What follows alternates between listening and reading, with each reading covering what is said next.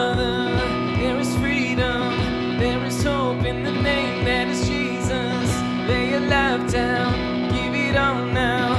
We are found in the love of the Savior. We come alive in you, set free to show the truth.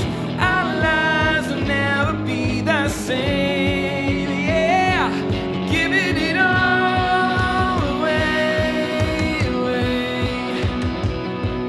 giving it all to go away, giving it all away, giving it all to go away.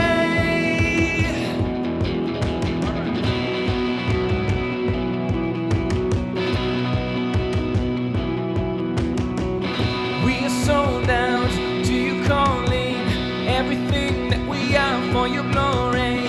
Take our hearts now, have it all now. Let our light shine your light like the morning. We come alive in you, set free to show the truth. Our lives will never be the same. Giving it all away. We're giving it all to go away. Giving it all away. Giving it all to go away. And always sing yes.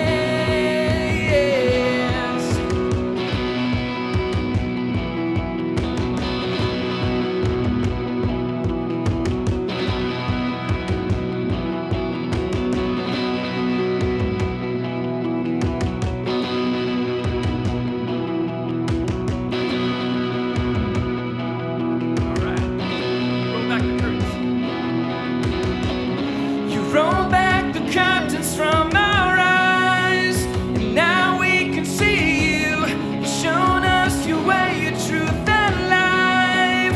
Yes, we offer our lives to bring you fame. We're caught in your freedom. We're caught in your freedom.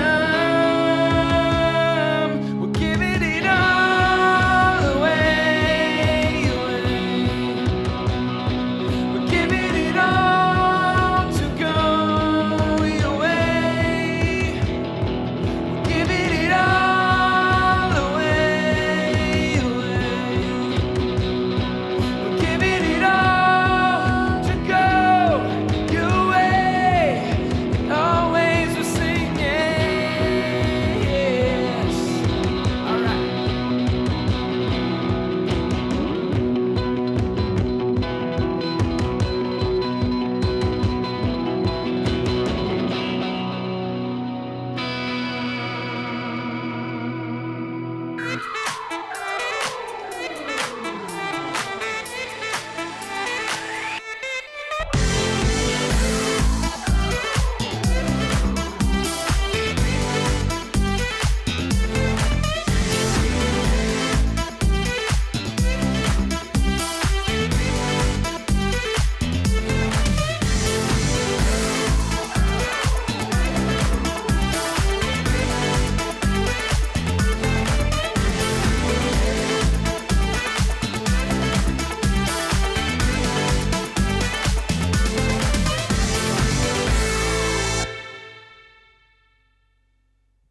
Hey, Seven family, how's it going? It is so good to be with you all here tonight.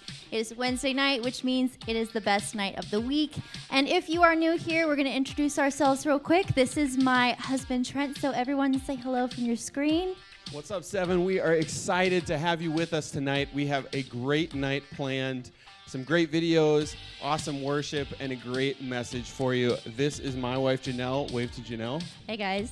It is going to be an awesome night, but we do have a couple announcements that we have for you before we get started. And first off, we wanted to remind you that we do still have senior high life groups meeting, even though we're not meeting together in person. So if you are in high school and you are interested in joining one of these, please reach out to us in the comments next to this video or through Instagram. Send us a DM, and we would love to get you connected to that. And those meet on Friday and Saturday nights. Our second announcement is about our Micah 6:8 offering. So if you're around 7, you've been around 7, you know that we take up a weekly offering to support. We have 10 children that we support all across the United States and the world. And so because we're not able to take that together, we're asking that maybe as you go through these weeks of quarantine, maybe set aside a little bit of money so that way when we all come back together, we're going to take up a big offering for our Micah 6:8. And another thing that you can do with that is if you want, you can have your parents send in a check. If you just mail it into Northbrook and just CC John on that or 7 so that we get it in the right hands. Yes, that would be awesome. And then lastly, don't forget, if you haven't yet followed us on Instagram, please go ahead and do that at 7 Student Ministries. We post awesome things throughout the week that are encouraging to you, and we just love connecting with you in that way. So be sure to do that as well. And now we are going to send it over to Shalana in the studio with our first trivia question of the night. Thanks, guys. Hey, everyone. Thanks for joining us tonight. I am going to, first of all, tell you, last week we forgot to announce the very last person who won the final trivia question. I think we were all just so laser focused on completing the challenge of eating those ridiculously hot wings that we forgot to announce it. So just a reminder that the question last week, the final one, was how old are the combined ages of my kids. So my kids are 10, 8, and 5. I had to think about that for a second. And the correct number, if you add those all together, is 23. And the person who got that correct was Sophia Altabelli. So great job. You have earned a virtual ticket. So just a reminder for all of you that each person that wins a trivia question on Wednesday nights will be earning a virtual ticket that will go into a drawing for the first night that we're all able to get back together and enjoy being with each other again on a Wednesday night, and you'll earn some prizes. So with that, I'm going to launch into the first trivia question for tonight. Just a reminder, too, that you can only have one guess per device. So just a reminder there. And the first question for tonight is this. What year did Trent and Janelle graduate high school? What year did Trent and Janelle graduate high school? So good luck with that, guys.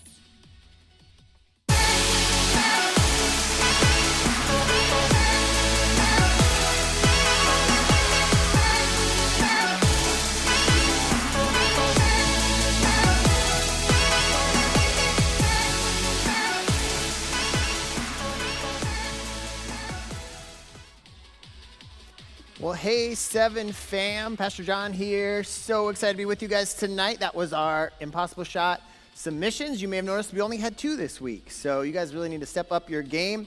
We're opening it up for 1 more week, so you have 1 more week to submit your Impossible Shot submissions. Remember, anyone whose shot we show gets a virtual ticket, and then we're going to pick 1 Impossible Shot that we deem the best, and that shot is going to win a prize pack when we all come back of 7 gear, gift cards, etc. So send in your Impossible Shots. You can send them via email. My email address should be on the screen below me, so you can send it there. You can also, if you're on Instagram, send us the link via Instagram or Facebook. All right, well, if you've been watching the past few weeks, we have been bringing in some friendly faces that you recognize just to share some thoughts with you. And I'm super excited to have a longtime friend of the 7 fam with us tonight. He travels all around the world in schools. He's such an encouragement to me. And if you have been around 7, you know who he is. So give a big welcome in your homes to Jason Maupin. Jason, what's going on? What's up? How you doing, man? This is great. This is great. It's good to see your face, you know, other than my own family. It's good to see someone other than my own family right now. I'll take that. Never thought I would say that, man. I'll take that. It's good to see you, man. You too, man. You too. How are you and your family doing? We're doing well, man. Just trying to, I guess find a new normal with everything. That's just been the phrase as of late is just trying to find a new normal with everything going on, trying to see, the past, whenever this started, a couple months ago, I did my last school assembly up north and spoke to a couple thousand kids in just one day, a couple different schools. And it was weird because I had this strange feeling like, okay, this is probably going to be my last assembly for like this, for a while. And so matter of fact, they closed up the schools the next day. And since then, my family, I've had to push all my speaking engagements for 2020 back. I've done a couple via video like this. I spoke for a youth group in Oklahoma via video like this. Did a church in Ireland, believe it or not, via video, which was great. 6-hour time change ahead wasn't too great, but so just I was a guest on a podcast. So just trying to find a new normal. I'm still able to bring messages of hope to people, but it's looking a lot different than I used to, and I'm such a people person. I'm an extrovert. My wife's an introvert. She's, it's cool with her. She's able to find time to rest, and she keeps referring to this as her sabbatical that she's never had, so it's like, it's great, but I'm such an extrovert, man. I get my energy from people, from spending time with people, from speaking to people. I feed off the energy of the crowd, it's so different right now being in a setting like this, but I'm so thankful for social media where we're able to have this, Yeah. So, yeah. Yeah. Yeah. Yeah. Funny thing. Before all this happened, I've told people for years that I'm an introvert. Turns out I'm not.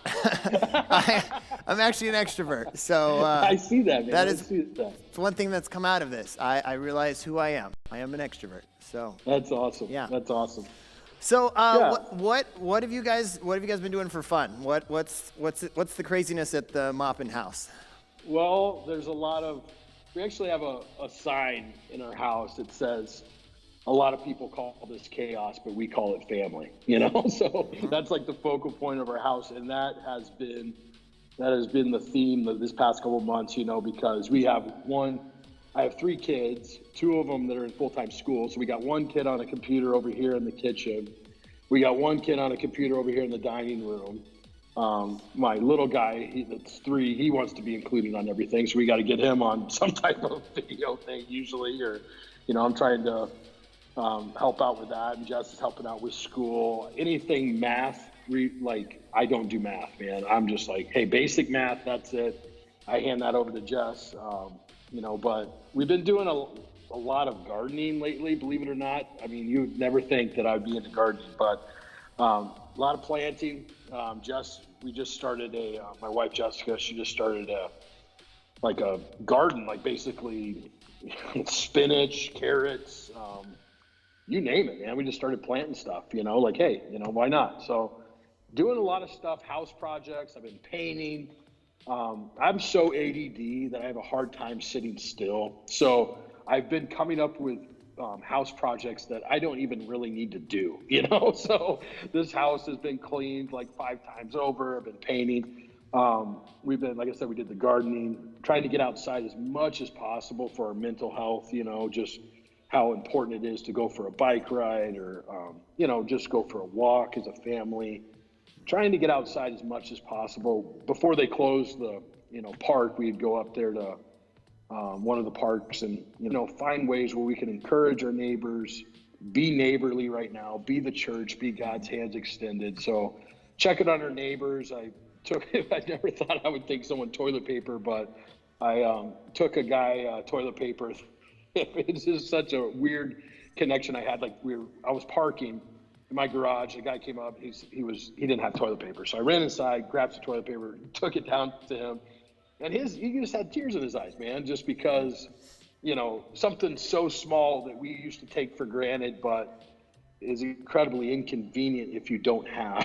So, just trying to be God's hands extended, and today we've been writing messages. My kids, they started writing messages on the sidewalk for people to answer as they're walking by, So they took sidewalk chalk and wrote something like, would you rather be in Florida or something like that?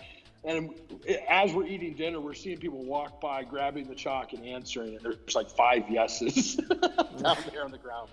So, yeah, awesome. Man, just trying to pass the time as much as possible, as best as possible, I should say, without binge watching, movies or Netflix. And we're doing our fair share of that as well. But trying to do things as a family that my biggest fear is I'm going to get through this time and I'm going to be like, woulda, shoulda, coulda. That's like my biggest fear in life, is that I'm going to get through my life and be like, oh man, I wish I would have done that. So I'm trying to be as productive as possible in this time and do things that I always wish I could have done if I'd have had more time, So, yeah. So that's what we've been doing, man. We're a pretty normal family. Yeah, that's awesome. This past weekend, I put down 90 bags of mulch around our house. And I'm not done yet. And I should say we, because Shalana helped me out a lot. So we put down 90 bags of mulch so far. That's amazing. Yeah. I love it, man. I love it. Yeah. Amazing is not the word I would use, but that's great. Were your hands red afterwards? I had gloves on. I'm not. I'm gonna admit it. I just put the gloves on. It's all right. That's all right, man. You're smarter than me. Cool. We actually, what's crazy is we you guys put out mulch. We just bought our home last summer, and we took up all the mulch, bagged up all the mulch because it was, old, and there was, I guess, slugs are attracted to mulch, and so we had like a lot of slugs in the garden, of which my wife does not do slugs, bugs, any creepy crawly things.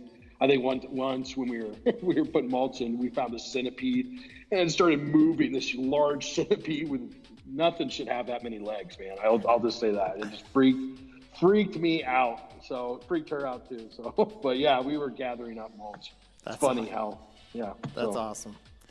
All right, last question for you. Obviously, it's a crazy season of life for students. You work with students. You speak to students. Yep. So what has God been showing you, or what's been on your heart to students right now?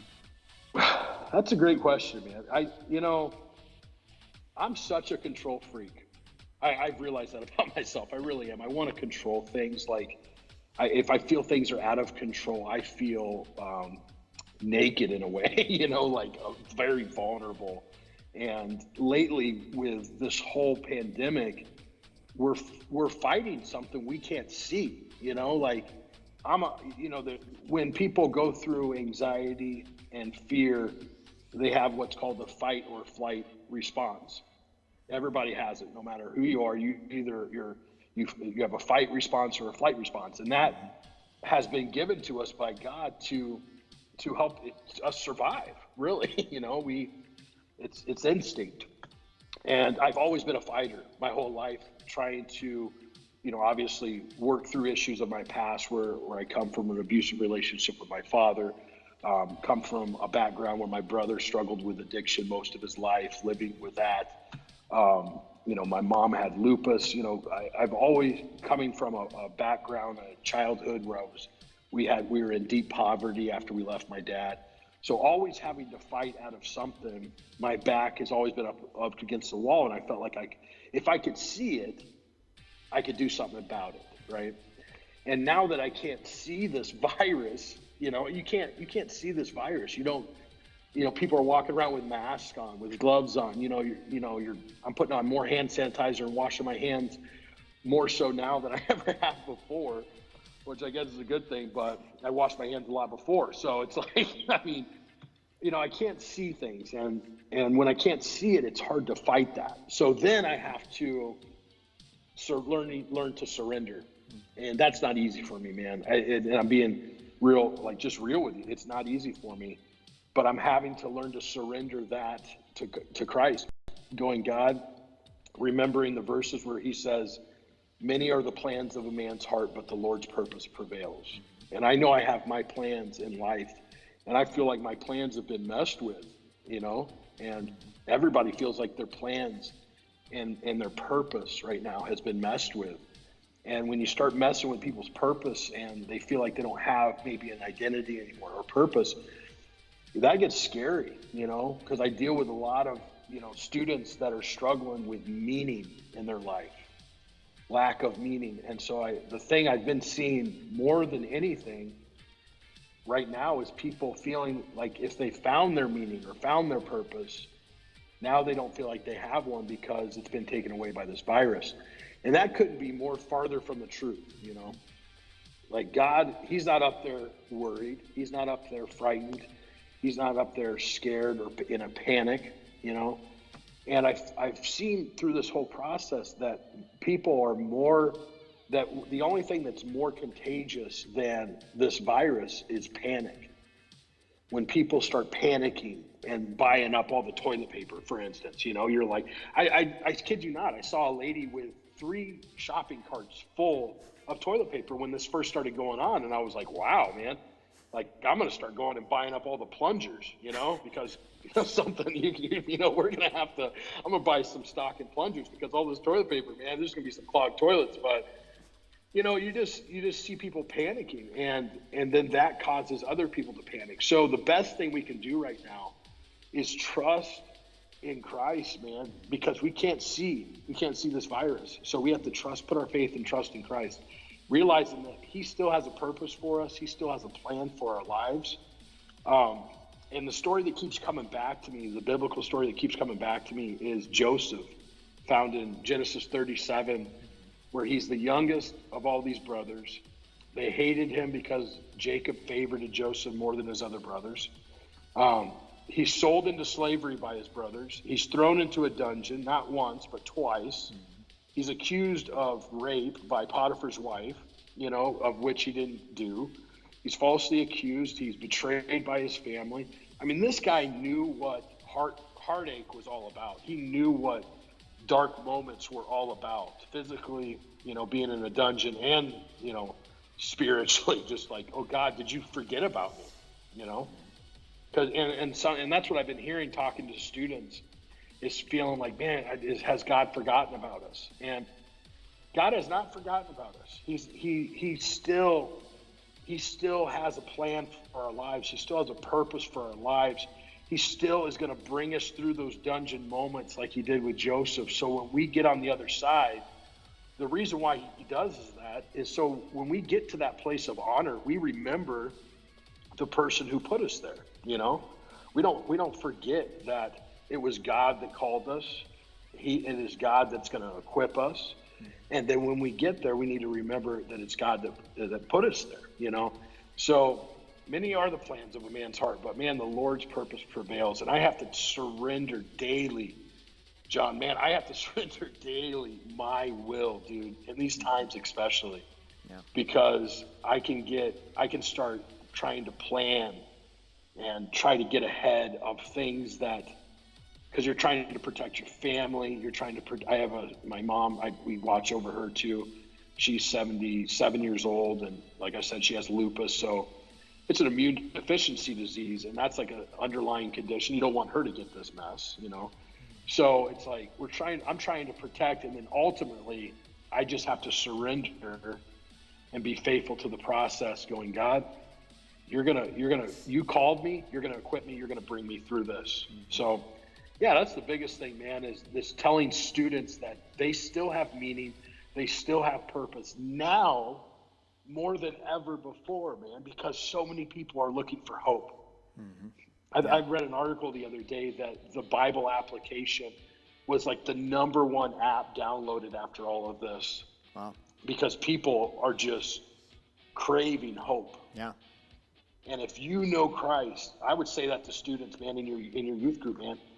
7, if you guys know Christ, now more than ever do you need to talk about that. Now more than ever do you need to witness to your friends, love your friends, be Christ hands extended. Go give toilet paper to neighbors. Go help, an old lady get groceries. I don't know what it is, but be Christ's hands extended and realize that your purpose, God's purpose, is still going to prevail over your life, and you still have meaning, you still have purpose, and just trust in that. Amen. Man, that's good. That's really good. Well, hey, man, thanks so much for joining us. I really appreciate you, and I'm praying a blessing over you, your family. Absolutely. I love you guys. 7, I love you. I appreciate you, man. I'm here for you. I live here in Wisconsin, man, so don't be a stranger. Hit me up on elevateindustries.com. Jason at elevateindustries.com is my email. Elevateindustries.com is the website. I have a mental health podcast that I do. It's called the Elevate Industries Podcast. Pretty, not too crazy. So the Elevate Industries Podcast. This next Monday, I'm going to be interviewing Tim Kennedy. If you guys are, I don't know if any of you guys are UFC fans, but he's a former UFC light heavyweight champion. He's also a Green Beret and Army Ranger. This guy is just a modern day hero, modern day knight. I'm going to be interviewing him this next Monday on my podcast. I'm talking about, just mental health for veterans and different things. We'll be hitting on those purpose things. But I interview counselors. I have one episode talking about fear and anxiety, and I interview a top counselor, and she talks about cognitive distortions. That's a big fancy word to lies that we tell ourselves, okay? How we debunk those things, practical ways to not allow those cognitive distortions, those lies that we tell ourselves, to win, I also have another episode on there about shame, how we deal with shame in our lives will set us up, for success or failure. So we need to make sure we deal with that. So check out the Elevate Industries podcast, get online, hit me up on elevateindustries.com. Love you guys. Appreciate you. John, you guys are rocking it out, man. Love you. You're looking sharp tonight, by the way. Thanks, man. I need that. Thanks, man. Need that. Appreciate you. All right. Love you, man. Thanks a lot for joining us. Say hi to the fam. Take for care, me. 7. God bless. God bless you, man. All right, 7 fam, that was Jason Moppin. So thankful that Jason could join us and share a little bit from his heart. So again, hope that spoke to you guys, and maybe you need to go back and listen to some of that again. There's some really good pieces of advice for all of us as we go through this crazy season. All right, at this time, I'm going to send it over to Janelle for another That's Not Canceled. Hey guys, I'm here with another list of 7 things that you guys can do at home that are not canceled during this COVID-19 season. So before I jump in, I wanted to recognize someone for giving me the first 5 ideas that I'm going to list out for you. And credit goes to my friend Charity. For those of you who don't know, she is Pastor John's oldest daughter. So thank you, Charity, for giving me some of these ideas for tonight. So the first idea is to do chores around the house without being asked. And I'm sure your parents would love if you took advantage of this idea. Idea number 2 is to write a kind note to your siblings. And I think this is a great idea because I'm sure there's probably a little bit more tension in the house since we're all spending so much time together. So what a great idea to remind your family how much you really care about them. Idea number 3 is to write encouraging things on your driveway with chalk, which I love that idea of spreading joy and encouragement to your neighbors. Idea number 4 is to give your parents' car a car wash, which is a great idea because the weather is getting nicer outside, and what a great way to serve your parents. Idea number 5 is to write a letter to an old friend or grandparent saying how much you're thankful for them and that you're praying for them. So thank you again, Charity, for those first 5 ideas. And the last 2, idea number 6, is to make a chalk mural on your walkway. And I got this idea from a friend who sent me this picture over text, and I was like, that is really cool. I want my walkway to look like that.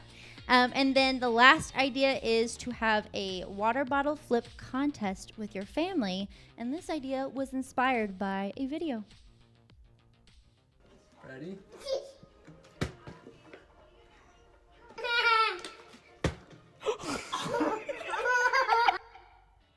I love that. You never know who's going to win the bottle flip contest. So those are our 7 ideas for you guys this week. And now we're going to send it back over to Shalana with our next trivia question. All right. Thanks, Janelle. Hey, I have the answer to the first trivia question for you guys tonight, and the winner, the person who guessed correctly first. So just a reminder, the question was, what year did Trent and Janelle graduate high school? And the correct answer is 2012. And the first person that guessed that correctly was Madison Jensen. So great job. You have earned a virtual ticket for our drawing when we're all able to be back together again. So we are going to launch into the second trivia question for tonight. And this is going to take a little bit of adding and guessing, I guess, here. So the question is, how many bones have Trent, Janelle, John, AJ, and myself broken combined? How many bones have we all broken combined? So good luck with that one, guys.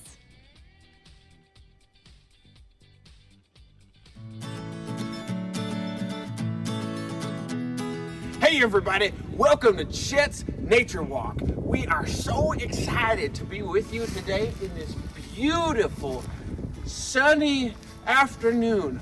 Wow, what a nice day.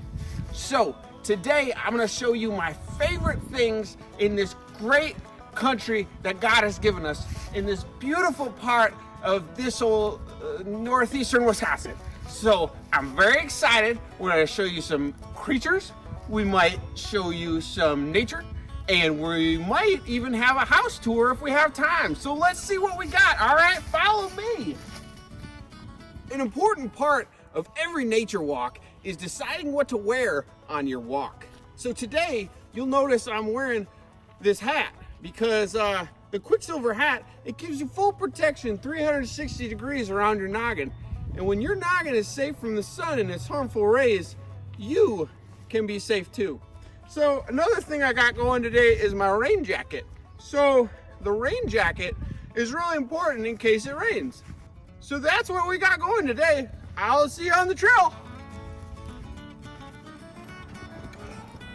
Oh, wow. Yep, just like I thought. That is a big tooth aspen. And you can tell because of the ridges on the leaf. Wow, what a beauty.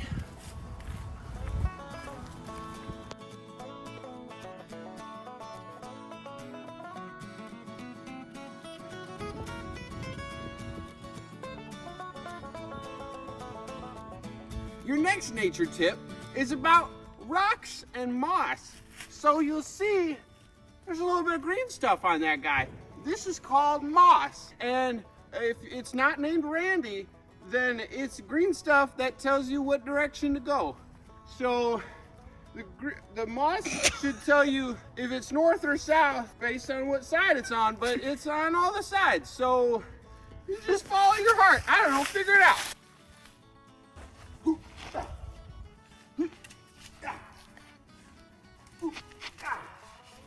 Your next nature tip is to take a look at some of these flowers we got going here.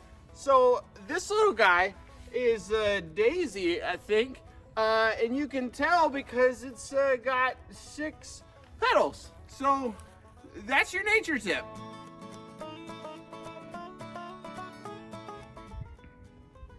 Hey guys, hey, it's me, Chet, out here. I'm hidden in camouflage. It's an easy way to hide yourself from people that might be trying to get you. Animals do it all the time, and it's an important part of connecting with nature. So try it sometime.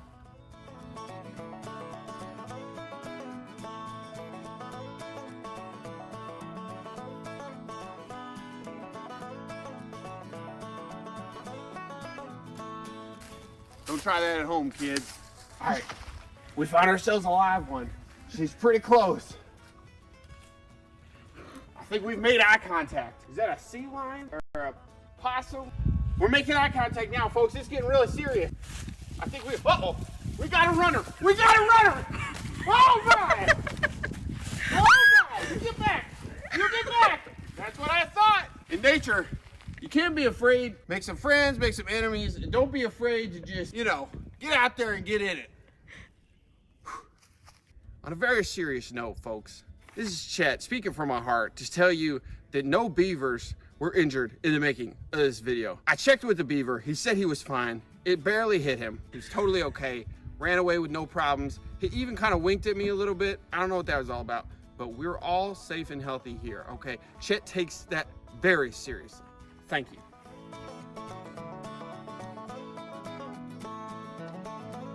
Before you cross a dangerous bridge, you just want to make sure it's safe. Yep, that feels good. Oh, wow. A good old nature tip for all you folks at home. So you can tell how old a tree is based on how many rings are on it. So we can just guess that this one is it's pretty old. All right, let's keep moving. When you see a sign that says no trespassing, that's just a fancy way to say, hey, stop right there. Another exciting part of nature is birds. They have a little song they like to sing to their bird friends, and you can sing too. This is called a bird call.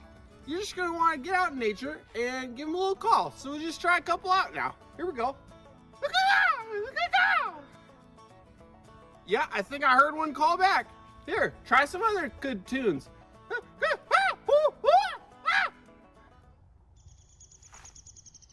We got one, folks. That is how the birds make friends. You can come out here too and also make friends with them as well. So we ran out of time today to be able to give you the full house tour, but you can take a look right past Chet Lake. That's our old little shack up there. It's a fixer-upper, but we're making do for now. But if you want, you can come over anytime. We usually got milk and cookies about 3 o'clock every day, and there's always milk. So come on over anytime you want to and say hello.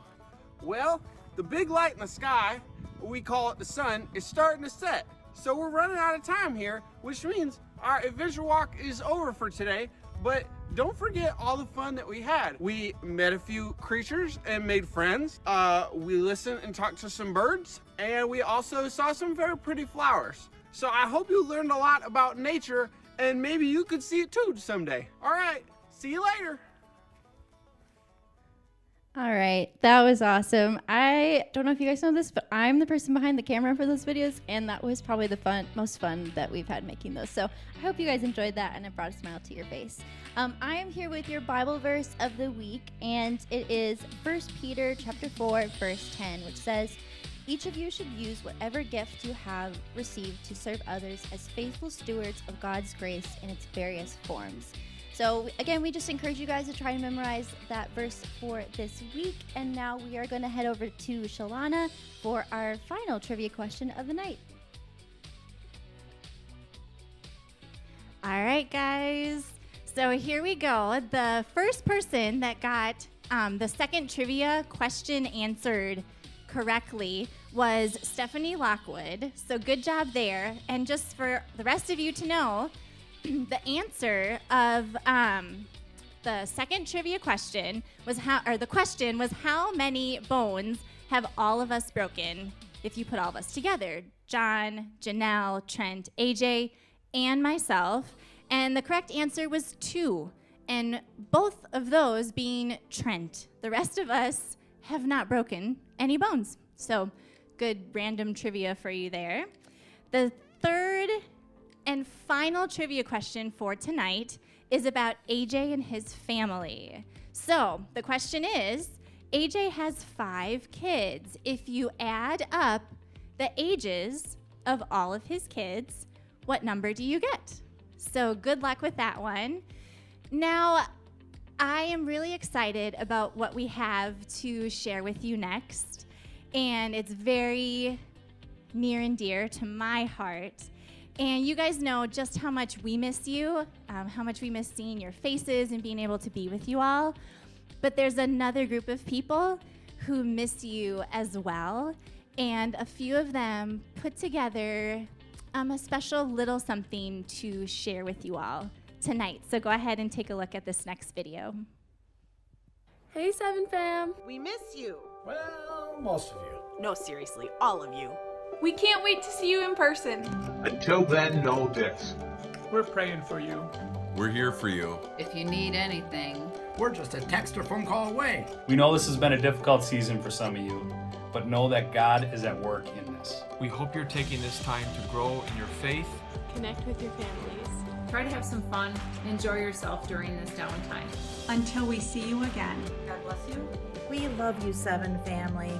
We love you, 7 fam. We love you, 7 fam. We love you, 7 fam. We love you, 7 fam. We love you, 7 fam. We love you, 7 fam. We love you, 7 fam.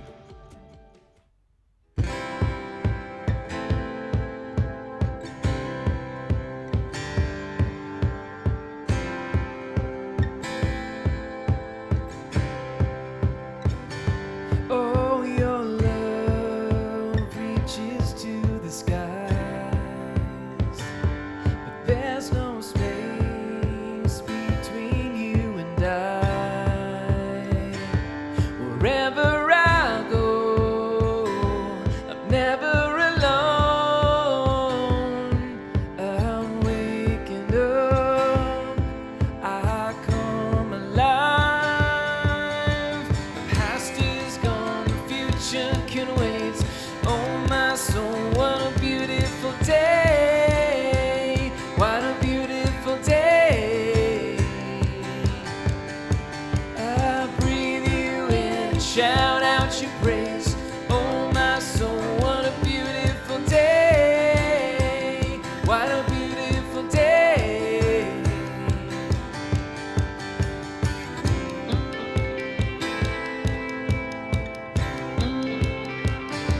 Oh, your face brighter than the sun. Your grace rewrites every wrong. Wherever I go, I'm never alone. I'm waking up, I come alive. The past is gone, the future can wait.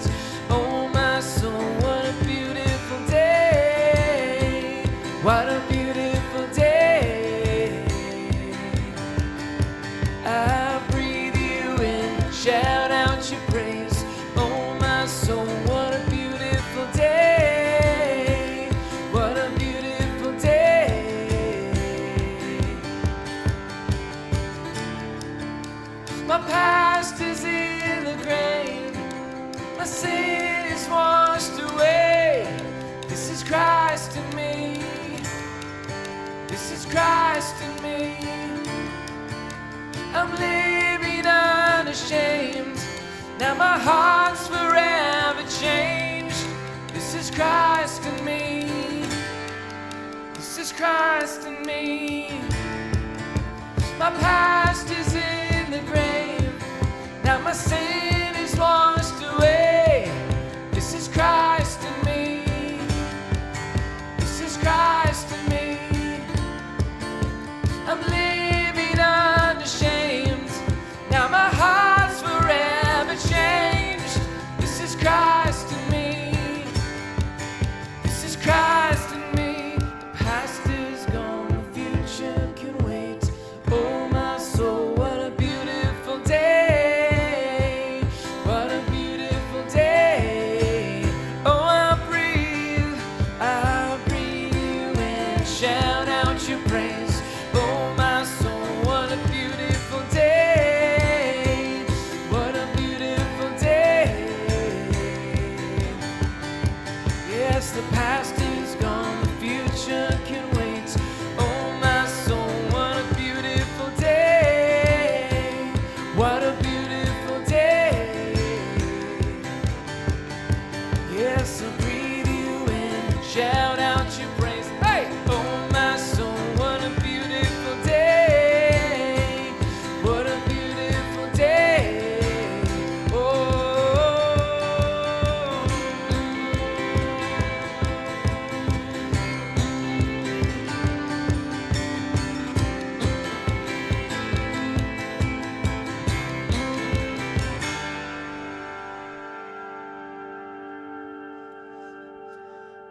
Amen. Thank you, AJ and Sophia. Love that song. Kind of miss you, 7 Fam, doing the hey, but hopefully we can get back to that soon. Well, hello again. If you are joining us for the first time, my name is John Malstead, and I'm one of the youth pastors here at 7. And so excited to share with you, 7 Family, the message that I feel like God has placed on my heart. But real quick, before I get to that, I just want to challenge my 7 Fam to get rid of the distractions right now. I know it's kind of weird. You're in your homes and you're watching me on a screen, and it might be tempting to just kind of like half pay attention. But I really feel like God has something for you, 7 Fam. And so I love you, but here's my challenge. My challenge is to put away the chat. The little chat that I see your guys' comments, and I love the community, but you don't need that during the message, so let's put away the chat. If you're watching it on the TV, put down the cell phone. Really focus in these next 15, 20 minutes on what God wants to say to you, and don't allow distractions to ruin these next 15, 20 minutes. So that's my challenge to you. You don't need to be commenting in the comments. You don't need to be looking at your phone. I just treat this next 15, 20 minutes like you're expecting God to speak to you through what I'm about to say. And I hope you're ready, because I'm excited. So what I'd like to do tonight, I want to build off of what Pastor Janelle spoke about last week. So if you were with us last week, Pastor Janelle talked about influence. And she talked about how it's not a question of if you have influence. It's a question of how you are leveraging your influence. We all have influence with the people around us. God has given us that influence, and how we use that influence is part of our response to what God has done for us, is using our influence well, because we all have influence. We all influence the people around us. And so that was last week, and so I want to build off of that. And I want to talk about, today I want to talk about how not only do we all have influence, but even more than that, we all have gifts and abilities given to us by God. We all have gifts and talents and abilities. And the question isn't, do we have gifts and abilities given to us by God? No, the question is, what are we doing with the gifts and the talents and the abilities that have been given to us by God? So let's talk about your gifts and abilities. For a second, I want you to think about the things that you are good at just naturally. The things that you're just naturally good at. The things you don't have to put a lot of effort into to do well. Or maybe think about some of the things that you're just really passionate about, you really enjoy. Like you could do this hobby for like an hour and it feels like 5 minutes went by. What do you enjoy doing? What can you just do more easily than everyone else you know? That's a place where you can start to figure out what are the talents, the abilities that God has given you. And maybe for some of you that it's really easy for you to figure out what your giftings are. Maybe for others of you, you're still kind of trying to figure out what you're good at, what your talents are, what your abilities are, what you're passionate about. And if that's you and you haven't really figured it out, that's okay, as long as you're on that journey trying to figure it out. But maybe for some of you, the second that I start talking about gifts and abilities, you immediately think of things that you're good at. Maybe for some of you, you immediately went to music, and like AJ, you can play an instrument really well. You can sing really well. Maybe you're on our worship team here at 7, or you're in a choir at school. And if you're really good at music, that's awesome. I am not. My wife is. I'm not. So I respect people that can play something other than iTunes. Or maybe you're just really good at, maybe you enjoy acting and you're in musicals and plays and you're just really good in theater. Or maybe you're really good at sports and sports just come naturally to you. Or maybe forensics or public speaking, or maybe you're just really good at creating content. Like maybe you can draw, maybe you can paint, maybe you can write poems or short stories, or maybe you can create funny videos. Or maybe you're just really good at other things that I haven't even mentioned.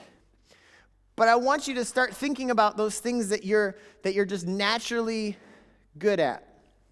Because here's what I really believe. I believe that God has given us all talents and abilities, and when we grow in our talents and abilities and use them for God's glory, we feel most alive. When you tap into the talents and the abilities that God has given you and you use them in that moment, you feel most alive. Like you were created to do it because you were created to do it. You become fully alive. And again, the question isn't, do you have talents and abilities? The question is, what are they and are you leveraging them? I love our verse that Janelle shared earlier, 1 Peter 4:10. Peter writing, and he says, each of you should use whatever gifts you have received to serve others as faithful stewards of God's grace in its various forms. Notice what Peter says. It's really important. He doesn't say, if you have a gift, like there's an option. Peter says, each of you should use whatever gifts you have. In other words, you all have gifts, use them. And Peter's talking there about spiritual gifts. We all have spiritual gifts, but even more than that, we all have natural talents and abilities, and God has given us spiritual gifts and natural talents and abilities, and he's asking us to use them for his glory.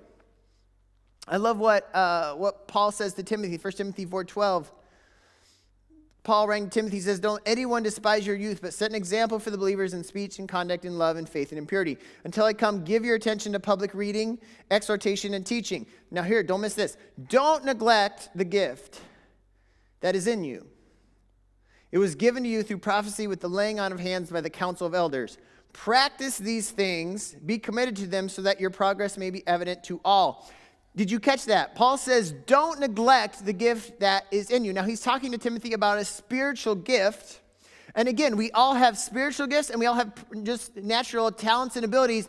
But regardless of whether it's a spiritual gift or just a natural talent or ability, we all have things given to us by God. And Paul is challenging Timothy here to not neglect it, meaning we all have talents and abilities, and we don't choose them. Some of them just come to us naturally. What we do choose is if we neglect them or we grow in them. What you choose every day is if you're willing to use your gifts, your spiritual gifts, your regular gifts, you're willing to use them, to grow in them, or if you're going to neglect them. You get to choose. And past that, Paul says, practice these things. You know what happens when you practice? You slowly get better, but you also make mistakes. When I was young, my mom was a piano teacher, and so she made me take piano, and it was really bad because I'm not musical, and my mom was the teacher, and so my mom is a saint. There's been one time in my life when I've seen my mom get really mad. That was when she was teaching me piano. I frustrated her so much, she took her pencil and she chucked it all the way across the room and just walked out. It was the maddest I've ever seen my mom. But so when I practiced piano, I slowly got better, and I made a lot of mistakes. And that goes for anything I've ever done. In practicing sports, I slowly got better, and I made a lot of mistakes. In anything that you do, practice involves making mistakes, which is why some of you are neglecting the gifts that God has given you because you don't want to make a mistake. See, here's an important idea. For some of you, this is going to be the one sentence that I want you to remember, and if you don't remember anything else, some of you need to remember this sentence. Some of you need to write this down, okay? Because this is going to be really important for some of you. Part of our job in life as followers of Christ is discovering what we're good at and then finding the courage to fail at it. I'll say it again because I believe it's that important. Part of our job as followers of Christ is discovering what we're good at and then finding the courage to fail at it. See, some of us know what we're good at, but we're afraid that we're going to fail at it, and so we don't grow in our gift because we're scared. And it's not a shame thing. Like, we all experience fear when it comes to using the gifts that God has given us. I love the story that Jesus tells in the Gospels. He tells the story about a landowner who has 3 servants. And he gives them amounts of money and he leaves. And in the story, the landowner represents God, the servants represent us, and the money represents our talents, our gifts, our resources, our time, everything that God gives us. And 2 of the servants, they use the money to make more money. In other words, they use their gifts, their talents, their resources, their time for the landowner, and they do it well. And the landowner comes back and he's like, well done, good and faithful servants. Awesome job. But the 3rd servant, he hides the money. He doesn't use it well. He doesn't use it to produce more money. He just hides it. And the landowner is disappointed in him. And he says to the landowner, Jesus has him saying a really powerful phrase. He says, I was afraid. So I hid the money. See, some of you have talents and gifts and abilities given to you by God, but you are scared to develop them because you are afraid, what happens if I develop my talents and my gifts and I'm still not good enough? See, it's one thing to be made fun of in an area of your life that you don't really care about. But one of the scariest things in the world is to put yourself out there in an area of your life that you do care about, an area of your life you do feel talented and gifted, an area of your life you do have dreams for, and to feel like you failed. To feel like you were made fun of, to feel like people told you you weren't good enough. That's scary. It's not that scary to be made fun of in an area of your life you really don't care about. When I was in college, my sophomore year, I was on an intramural football team, flag football, and we took it really seriously. We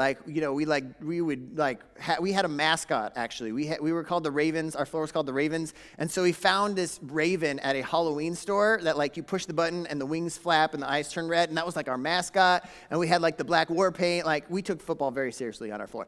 And so we got into the playoffs and we came up against the team that had beaten us in the playoffs the year before. They were the best team on campus. They were the team that no one could beat. And so we went into that game and we were pumped. We were this is it. We're going to take them down. And so the game was super competitive, super close, super physical. And the end of the game, we scored a touchdown and we won. And we went back to our floor and we were all super pumped. We were blaring music, there was high fives and the chest bumps. And we were just going crazy. It was we could not believe we'd beaten them. And so I went back to my room, and I had a room to myself my sophomore year. And so I hopped into the bathroom that was attached to our room. I hopped in the shower, and I was just so pumped up, ridiculously pumped up. And so this phrase just started rattling around my head, we're back. We're back. We lost last year, but we're back. And then I don't know where it came from, but for some reason, a line from a song that I don't think I've ever even heard. I've never sat down and listened to the song. I couldn't tell you who sings the song. I couldn't tell you anything about the song. But all of a sudden, this phrase just popped in my head. The boys are back in town.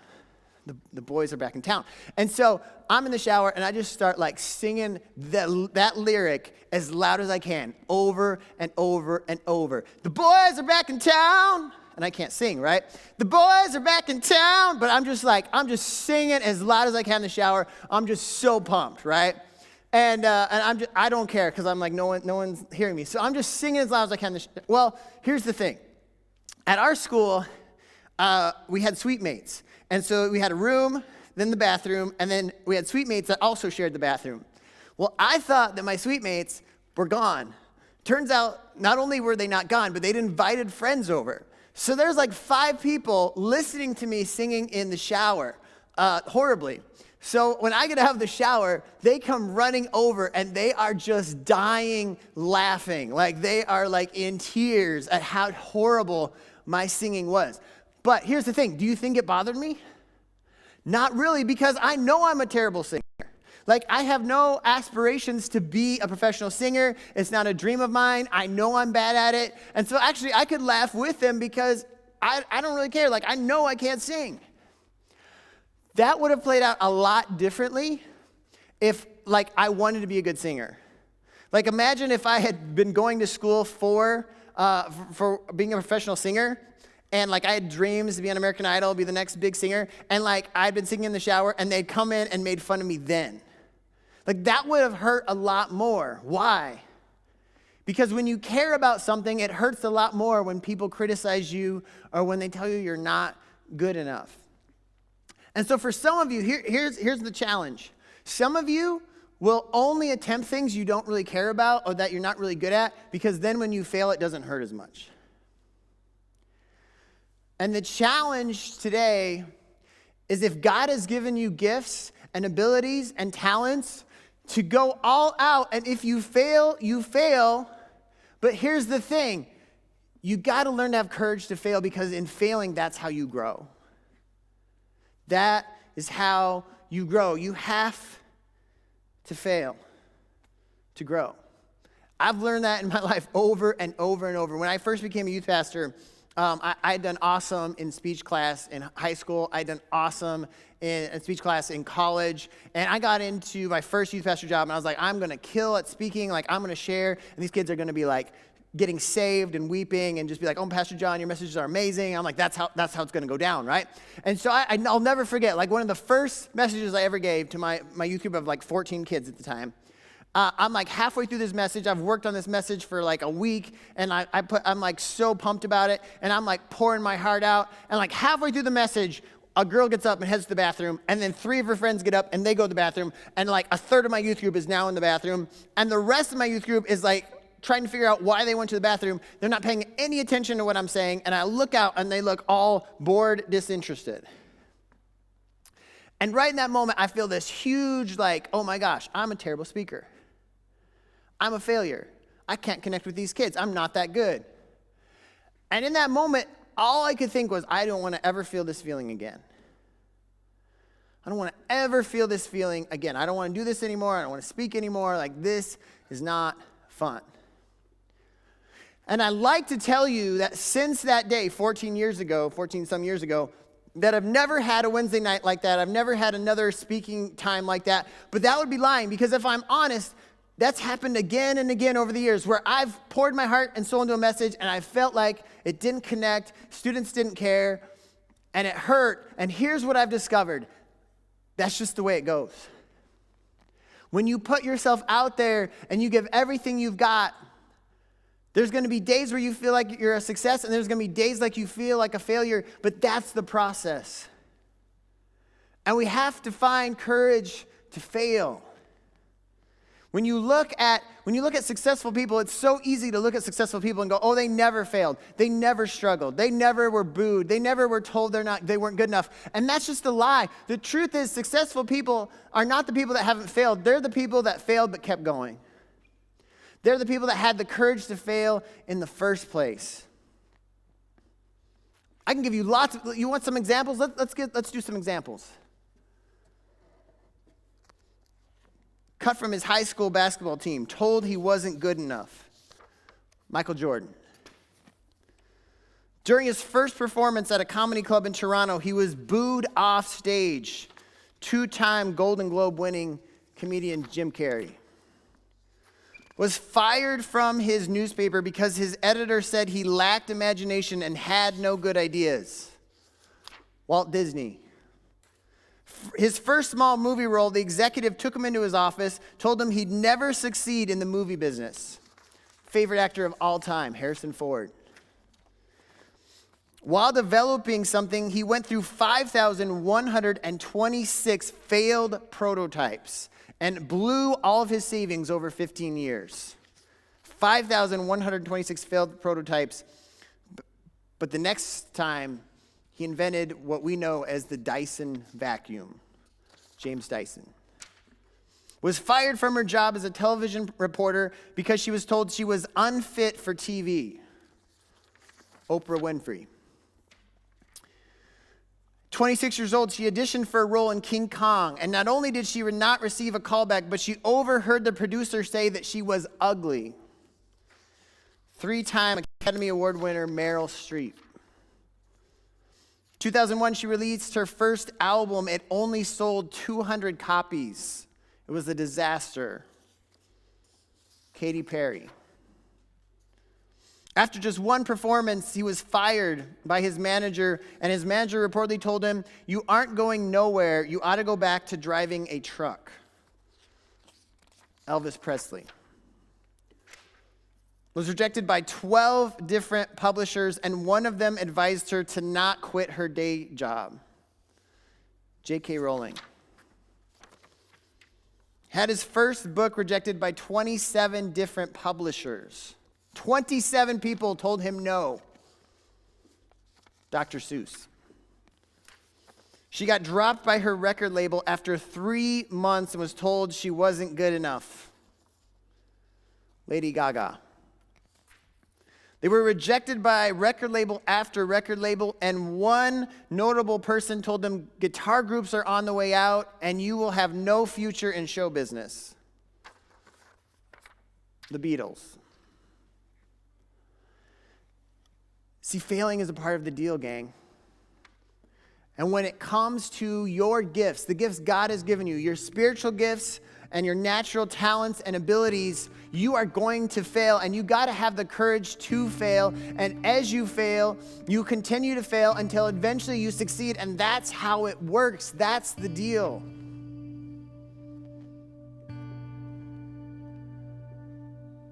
That's the deal. So go write that poem. It's not going to be that great, but you know what? You'll get better. Go record that song. It's not going to be that great, but guess what? You're going to get better. Some of you feel like you have a gift of evangelism. Go share your faith with your friends. Guess what? It's not going to be perfect. You're going to mess it up, but guess what? You will get better. Some of you have the spiritual gift of encouragement. And you're like, I don't know how to encourage my friends. Just start. You're not going to be perfect. You're going to mess it up. You're going to fail at times, but guess what? You will get better. Some of you have the spiritual gift of prayer. And you're like, I don't know. Like, I don't want to mess it up. Just start praying. It's not going to be perfect. You're going to mess it up. You're going to fail, but guess what? You will get better. Some of you have the gift of creating videos, and you're going to create a video and you're going to put it on YouTube, and some troll's going to come along and be like, that was the worst video I ever saw. And you know what? Good. Because at least you're creating something, and go create more content, because guess what? You're going to get better while all they're going to be is a troll who criticizes other people. Create it. Use the gifts and the talents and abilities that God has given you. Fail and keep trying. That is life, and that is living life at its fullest. One of my favorite quotes sits above my desk on my wall. The administrative assistant at 7, shout out to Paula, found it for me. And it's a quote by Theodore Roosevelt. And on my days when I feel like I've failed, on my days where I feel like I'm not good enough, on my days when I feel like I'm a failure, I read this quote. So I want to read it to you. It's called The Man in the Arena. Theodore Roosevelt once said, "It is not the critic who counts, not the man who points out how the strong man stumbles or where the doer of deeds could have done them better.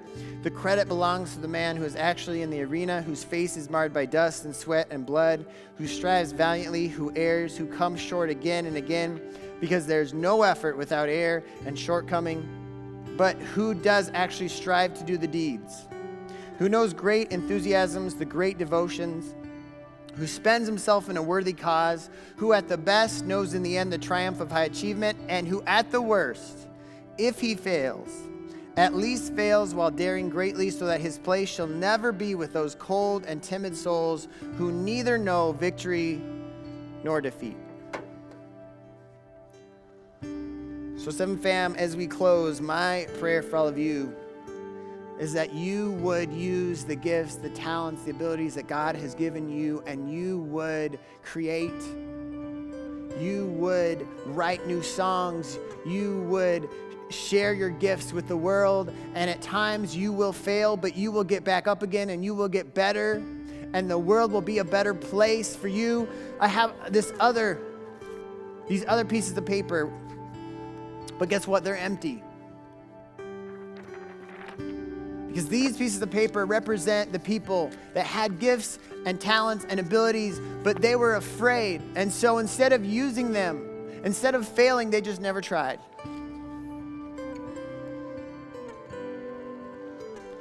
Don't let that be you. Your Heavenly Father has given you gifts and talents and abilities. And He's not asking for perfection. No, He's just asking you to get in the arena, get a little dirty, make some mistakes, get some critics telling you that you're no good, but then keep going. Don't give up. The world needs your gifts. God has given you your gifts, your talents, your abilities for a reason. So as we close, I'm going to pray a prayer, and We're going to sing one last song, and I want to challenge you during this last song to think about the gifts and the talents that God has given you and ask yourself a simple question. Have I held back on really using the gifts and the talents that God has given me because I'm afraid to fail? Heavenly Father, I just thank you for the talents, the gifts, the abilities you give to every single person on this planet. And Father, I pray that we would not allow fear to hold us back from using our talents, our gifts, our abilities for you.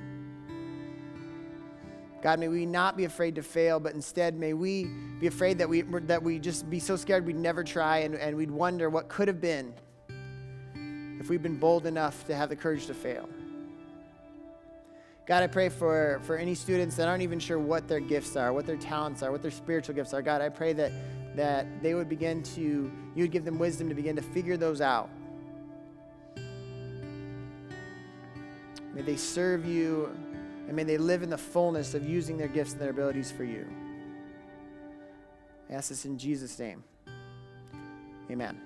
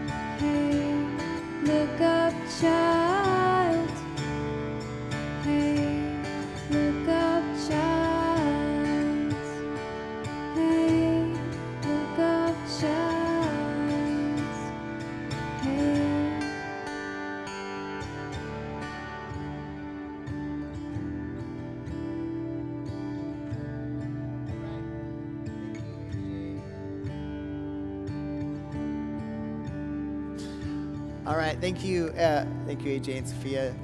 Seven Fam, we love you. We pray that tonight has been a blessing to you and a challenge to you.